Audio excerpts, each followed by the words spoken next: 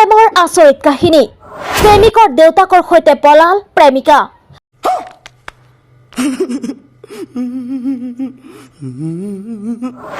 আমোদজনক কাহিনী আপুনি নিশ্চয় প্ৰেমৰ বহু গোচৰ শুনিছে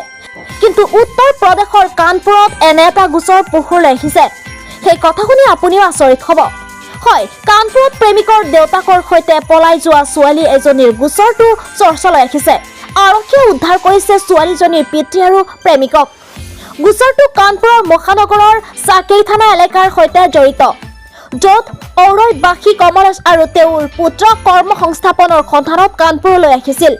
কমলেশ ৰাজমিস্ত্ৰী আৰু তেওঁৰ পুত্ৰ আগতে শ্ৰমিকৰ কাম কৰিছিল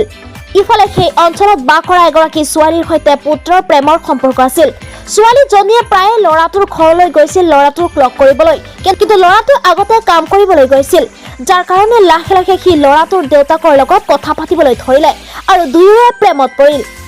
ইয়াৰ পিছতে ল'ৰাটোৰ পিতৃয়ে ছোৱালীজনীক লৈ পলাল ছোৱালীগৰাকীৰ আত্মীয় কন্যাক অপহৰণ কৰাৰ অভিযোগ থানাত দাখিল কৰে ঘৰত কমলেশৰ পুত্ৰ উপস্থিত থকাৰ বাবে আৰক্ষীয়ে ছোৱালীজনীক লৈ কলৈ গৈছিল তাৰ কোনো সুমসূত্ৰ পোৱা নাছিল